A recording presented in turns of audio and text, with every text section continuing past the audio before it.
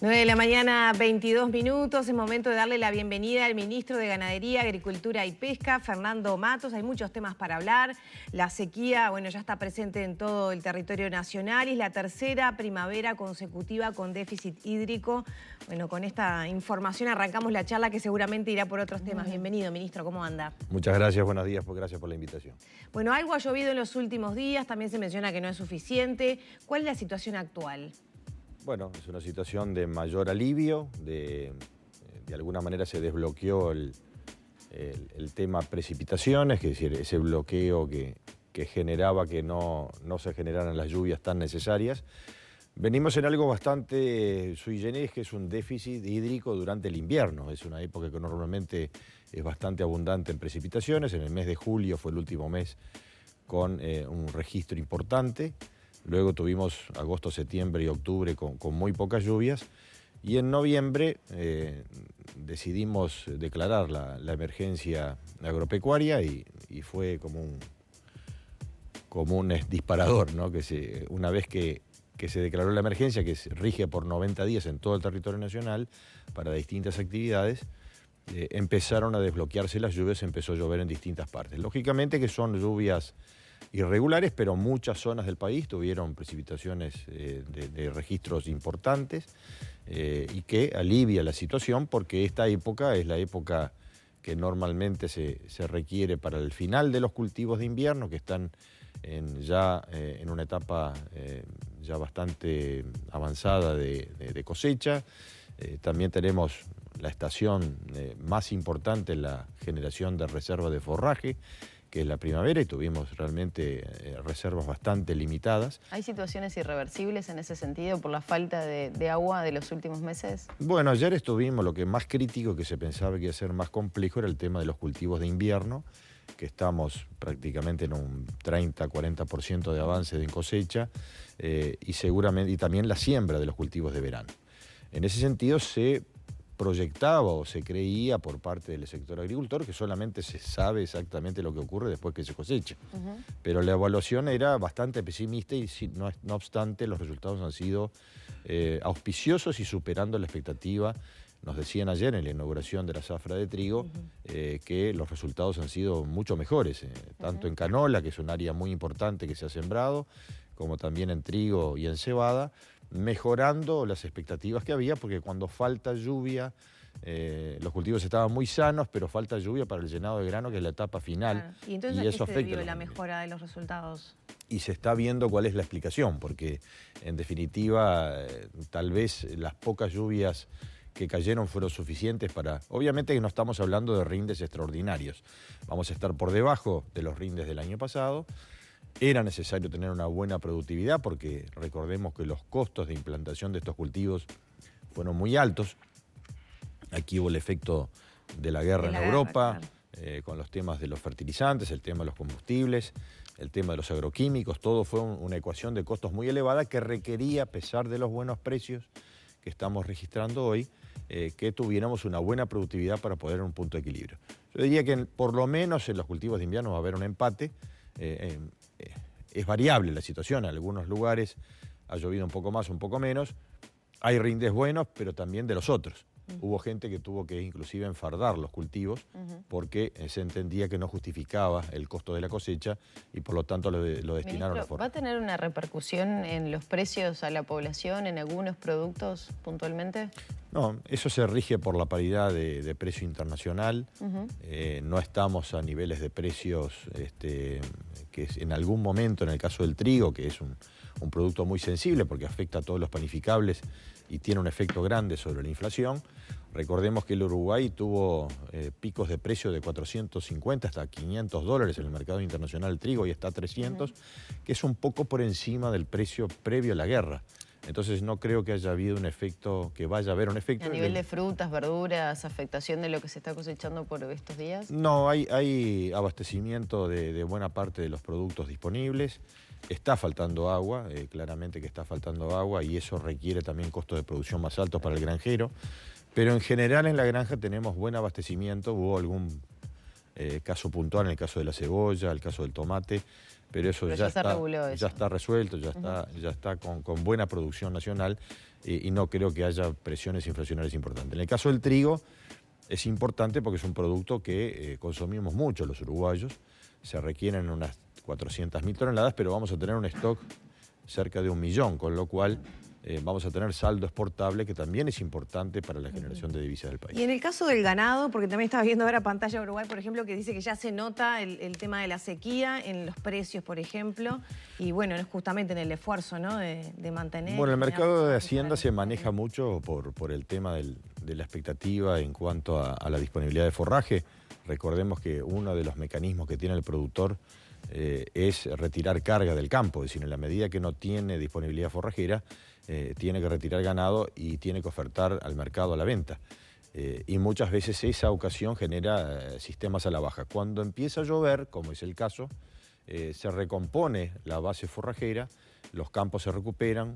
Esta es una época que normalmente el ganado pasa mejor que en el propio invierno, aún teniendo disponibilidad de menor de comida, los ganados pasan mejor y por lo tanto con cualquier atisbo de normalización del tema climático, el productor retiene el ganado y esa retención genera que los valores se recuperen, que es lo que está ocurriendo en este momento, tanto para la reposición como el ganado gordo también. Bien, el tema sequía, cuando se cumplan los 90 días de la emergencia, ¿se podría entonces levantar con estas lluvias que han caído y lo que se espera? Todavía es temprano para decidirlo, no tenemos todavía un mes de la declaración, vamos a estar alrededor de 20 días, así que eso lo vamos monitoreando constantemente a través de información objetiva que nos genera el INIA, el INUMET y también nuestros servicios del Ministerio.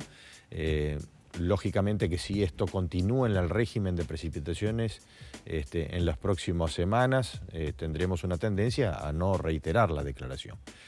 ¿Qué es lo que genera la declaración? Es la posibilidad de disponer de fondos para ayuda a productores en distintos ámbitos. En el caso, el Fondo Agropecuario de Emergencia es un fondo que ayuda a subsidiar en algún caso créditos a través de microfinanzas. Se destina a pequeños productores familiares o productores de 500 hectáreas, índice CONAT 100 o menos, y es justamente una ayuda para que pueda enfrentar. Cuando viene una sequía, el productor tiene que disponer de otras herramientas. Es un gasto extraordinario, por un lado, para poder enfrentar la situación, pero también es un menoscabo a su ingreso, porque los ganados con menos kilos, en el caso de los ganaderos, o el caso de la agricultura, que se ve impactada por un menor rendimiento. Por suerte, en este caso no va a ser tanto el golpe, porque, como dijimos, la expectativa que había previa no se viene confirmando y es más favorable. Entonces, en ese sentido, creo que vamos saliendo de una situación. En el caso de la lechería, también ha habido un costo importante de los productores que han tenido que volcar más concentrados, es decir, raciones para mantener los índices de productividad, y no aprovechan este momento que normalmente es muy bueno porque se produce leche barata cuando hay disponibilidad de forraje, cosa que se ha limitado bastante por la falta de Ministro, para aprovechar los minutos, hay muchos temas para abordar. Hubo cierto reclamo por parte de un grupo de distribuidores de pollo sobre la situación de libre importación desde Brasil, lo que está ocurriendo desde principios prácticamente de este año. ¿Se pudieron reunir, pudieron llegar a una solución? Pienso también en el presidente del INAC, que hace algunos días señalaba que Uruguay debería apostar a una mayor producción avícola en nuestro país. ¿En qué están con el tema? Sobre todo de pollos. Los estamos recibiendo hoy a los representantes de este grupo de distribuidores de pollo. Nosotros creemos que hay que mirar un poco mejor las cifras. ¿Hay una saturación en el mercado uruguayo de pollo? Bueno, en realidad creo que hay un sector que viene creciendo, pero al mismo tiempo también crece el consumo. Es decir, la única cadena productiva de carnes que viene creciendo en demanda es la carne de ave. Y al mismo tiempo tiene todo un campo enorme para desarrollar respecto a las exportaciones. ¿Entonces se puede rever la libre importación desde Brasil? Bueno, yo creo que acá nosotros tenemos que atender los intereses generales, ¿no? También el sector productivo, que es muy importante y venimos trabajando muy bien con toda la cadena, tanto con Cupra como los fasoneros, como también en este caso vamos a recibir los distribuidores, que es una cadena bastante integrada, pero que en realidad la importación no llega al 5% de la producción total. Es decir, de todo lo que se consume en el Uruguay, y siendo que está en crecimiento la producción y la demanda, el 95% se abastece del mercado interno de la producción doméstica. Y apenas el 5% es la importación. No creemos que un volumen de esas características pueda ser un factor de desequilibrio. Y por lo tanto entendemos que el crecimiento de la actividad avícola nacional va a estar también vinculada a las posibilidades de inserción internacional. Ministro, ¿qué está pasando con la carne bovina? Se anunció la baja de la media res a las carnicerías, pero aparentemente eso no se trasladó al público y ha generado preocupación. Bueno, en realidad venimos con ajustes importantes en lo que es la hacienda. El ganado en el campo ha tenido un ajuste muy importante, más del 35% de baja en los últimos 4 meses. Y eso ha repercutido de alguna manera en 7 bajas consecutivas a nivel del abasto. Después está en el juego de la libre oferta, lo que debe trasladarse evidentemente Los dependerá. carniceros hablan que lo que se está vendiendo mucho es carne en cajas y que no es el corte que ha tenido la baja, como los cortes con hueso. Bueno, en realidad la carne con hueso ha bajado. Eso es un tema de libre demanda, de oferta y demanda en el mercado. Pero lógicamente acá lo importante es que tanto la exportación está con números bastante débiles como también la hacienda. Entonces esto, en realidad tenemos una baja del precio de la media res entregada en carnicería en torno a un 35%. Pero esto dependerá un poco también de los temas de márgenes. Hay también, claro, la derivación de una opción que es la carne importada, que en su momento... Ahí está, ¿tuvo el efecto esperado de la importación de carne? Nos ha tocado recorrer carnicerías y se mencionaba que era muy limitada la cantidad de cortes y que la baja era, digamos, no era sustancial, salvo en algunos detalles. Muchas veces lo que ocurre es que la tendencia al alza que tuvimos en aquel momento cuando se importó la carne con hueso desde Brasil, seguramente haya evitado alzas que no se registraron. Es decir, en aquel momento veníamos ajustando semana a semana el precio de la carne y el asado estaba muy escaso porque teníamos muy baja faena. También es cierto que la carne que vino de Brasil venía de muy lejos.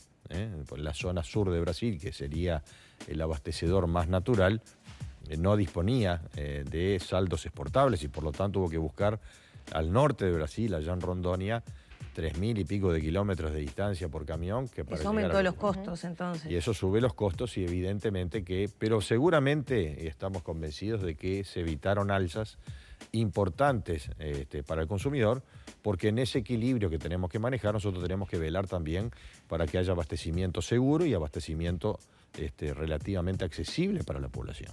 Entonces es un tema de manejar los equilibrios. Tal vez no se haya registrado una baja muy notoria, pero sí evitó subas que seguramente se hubieran dado en aquel momento. Ministro, le decía que vamos a abordar varios temas. El Ministerio habilitó los últimos días el uso de agroquímicos, la utilización de agroquímicos a UPM, que venía realizándolo de forma irregular. En realidad nosotros habilitamos frente a algunos productos, no a UPM, pero sí a la Sociedad de Productores Forestales. Va mucho más allá de UPM. Esto es un tema donde se generó un expediente sobre uso irregular de agroquímicos, sí en un vivero de UPM.